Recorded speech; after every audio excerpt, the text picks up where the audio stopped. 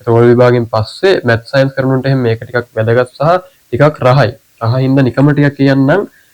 නිකම ටිකක් මේ අපි කියාගෙන ඒකත් අපි නිකන් බලාගෙන යමු. මේ ඔය හින්දි චිත්‍රපටි සහ ෆිසික්ස් ඒක තමයි මේක ටිකක් මේ ෂෝක් වැඩක්. ඒ කියන්නේ හින්දි චිත්‍රපටි ෆිසික්ස්. ඔව් හින්දි චිත්‍රපටි ෆිසික්ස් කියලා කියන්නේ ඒක හරියම ගැලපෙන්නේ නැහැ. ඒක නිකමට අපි නිකමට නිකන් පොඩි වැඩක් කරලා බලමු. ඒ කාලෙත් මේක කරා. ඒකයි කියන්නේ. එහෙනම් දැන් අපි නිකමට මේ වගේ සීන් එකක් ගමු. ඒ කියන්නේ දැන් ඔය වීරයා ඉන්නවා. වීරයා මෙහෙම අමෝරාගෙන ඉන්නවා. අමෝරාගෙන ඉන්නකොට හෙන්න වේගෙන් අර හෙන්න තඩි මිනිහෙක් එනවා. කිලෝ 100ක් 200ක් විතර මේ හෙන්න තඩි මිනිහෙක් ඉතා වේගෙන් එනවා ඉස්සරහට. වේගෙන් ඉස්සරහට එනවා. ඊට පස්සේ අර මේ වීරයා කියන එක ගහන පංචකෙන් ඒ මිනිහා එනවට වඩා වැඩි ප්‍රවේගයකින් එහා පැත්තට විසි වෙනවා. උඩින් ගිහිල්ලා අර මේ හතුරු කලින් හිටපතට වඩා ඉස්සරහට යනවා. ඩෝන් ගාලා විසි වෙලා. උඩින් පාදලා ගිහිල්ලා. ඒකට අපි ෆිසික්ස් පොඩ්ඩක් දාගන්න උත්සාහ කරනවා. දාන්න බෑ අත්‍තරම. තම කතාව මේ බොරු වැඩක් කරන්නේ.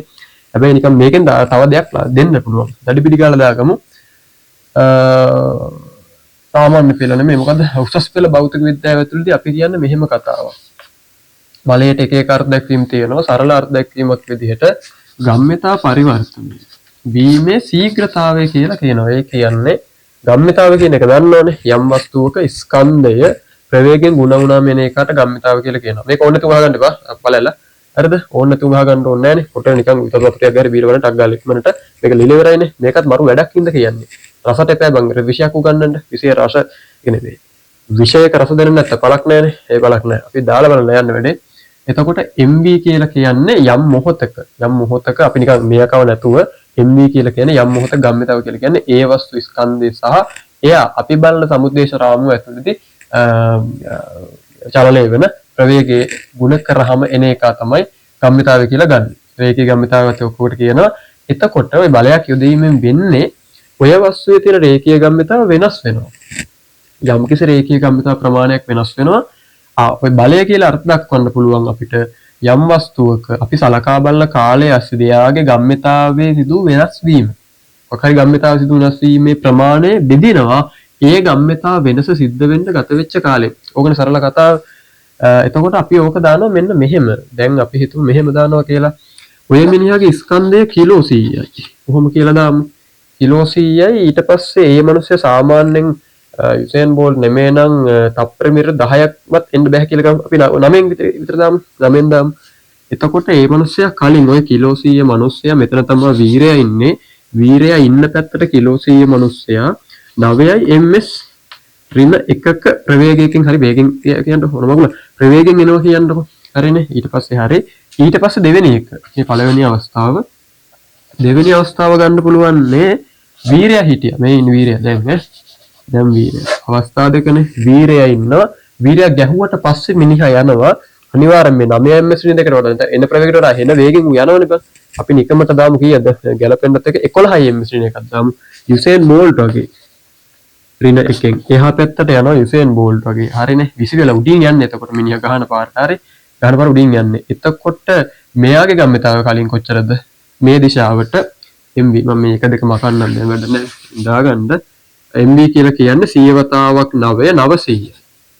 900යි kgms මම ඒකක දාන්නේ නැහැ වැඩක් නැහැනේ. මේක කිලෝ වලින් ගුණනවා මේකක ඔයා දාගන්න. මේක 100ම ගුණ දෙන්න මිනිහාගේ කැලි විසි වෙන්නේ නැත්තම් අරත කැලිත් කුඩුනුත් හරි ෂෝක් නියමයි.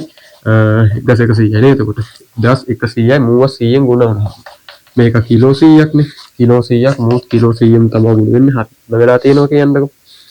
එතකොට කලින් ගම්මිතාවේ මේ දිශාවට 900. පසු ගම්මිතාව අනිත් දිශාවට 100. මොකද 100 නෙමෙයි 1100ක්. හරිනේ. එතකොට මේකගේ ගම්මිතා පරිවර්තනය ගන්න නම් දෙන්නගේ වෙනස ගන්න එපාය.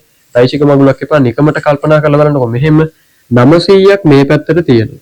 900ක් මේ පැත්තට තියෙනවා. ඔය 900 නැති කරන්නත් එපා. ඇයි ප්‍රතිමාන කරන්න නම් ඉස්සල්ලාම ඌ නතර කරවන්න ඕන. 900 නැති කරනවා උගේ. 900 නැති කරන් 900ක් දෙන්න ඕන.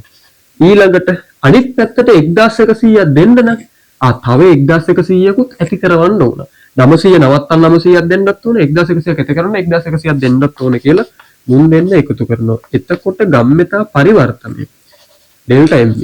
ඩෙල්ටා MV කියන එක මේකෙන් එන මුන්දන එක එකතු වෙන ටක් ගාලා එනවා 2000ක් කියලා ගත්ත හැකිනේ අපිට. 2000 kgms ඍණ එකයිනේ. හරි 2000 kgms මූ තමයි ගම්මිතා පරිවර්තනය අර පාර කන මිනිහයි. හරිනේ. හරි දැන් මේකට දාමු අපි මේ සූත්‍රය. ඩෙල්ටා MV හොයාගෙන තියෙන්නේ 2000යි 2000යි ඌව බෙදන්න ඕන ඩෙල්ටා t. සාමාන්‍යයෙන් ඔය පාර දැන් මිනිහා එනවා එන්න මොහොතකට පෙර පාර දඩස් ගාලා වදිනවනේ. වැදුණු පාර මොකද්ද වෙන්නේ? වැදුණු පාර තප්පරෙන් දශමයක් කියා කියමුකෝ. තප්පරයක් මැන්නම ටික් ටික් ගාලා කාලා ඔය චූට එහෙන ලොකු කාල පරසයක් යන්නේ නැහනේ. වැදුණ ගම 20 දෝං ගාලා 20 වෙනවනේ එකපාර. ඒ කාලය යන එකත් හිතා ගන්නත් බෑ අපිට. දශම 1. දශම 1යි තප්පර. හරි තප්පර වලින් ගත්තේ. ඌ බැලුව ගමන් දශම දෙක මෙහෙම පැන්නුවා 20000ක් එනවා. 20000ක් එනවා මූ නිව්ටන්. මේක ඕනද? මේක ලියලා ඉවර වෙන්න මම තියාගන්න. 20000යි. නිව්ටන් 20000ක් එනවා. එතකොට මේ කෙලින්ම නෝමල් බලය එන්නේ. අර නිව්ටන් 20000ක් එනවා. ඒ කියන්නේ අපි හිතමු මිනිහාගේ පපු ප්‍රදේශයට සාමාන්‍යයෙන් ගහනවා නම් මිනිහාගේ පපු ප්‍රදේශයට ගහනවා නම් නිව්ටන් 20000ක් ලැබෙනවා ඔය පේන හැටියට. හින්දි චිත්‍රපටයේ පේන හැටියට ඕක පේන්නේ. හරිද? ඇත්ත කතාව නම් පපු ප්‍රදේශයේ ඔය කියන පර්ශු වස්තියක් කියන එකක් රිබ් එකක් කියන එකක් කැඩෙන්න සාමාන්‍යයෙන් උපරිම ගහන්න ඕන කියලා කියන්නේ නිව්ටන් 5000යි. නිව්ටන් 5000කින් ගැහුවොත් රිබ් එකක් කැඩෙන තරමට වදිනවා. රිබ් එක කියන්නේ පර්ශු වස්තියක්. මේ තියෙන්නේ සමහර බ්‍රේස් කටු කියලා කියන්නේ. ඔන්න ඔය අස්තියක් කැඩෙන පරිදි ගහන්න පුළුවන් නිව්ටන් 5000ක් දුන්නොත්. ඒක මුට නිව්ටන් 20000ක් හම්බෙලා මේ වගේ 4 ගුණයක් හම්බෙලා කියන්නේ මොකද්ද වෙන්න ඕන?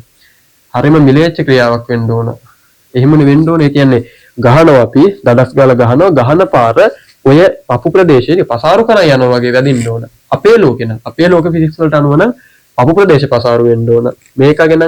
මේකගෙන වෙන්න ඕන ඕක තමයි. ඇත්තම කෙනා මේක රිබ්බයක් කරනකොට මදිනේ. පපු පසාරු වෙන්න ඕනේ 20 වෙන්න බෑ. දරා ගන්නත් බෑ උන්ට. ඒ වගේ තියෙනවා ඉතින්.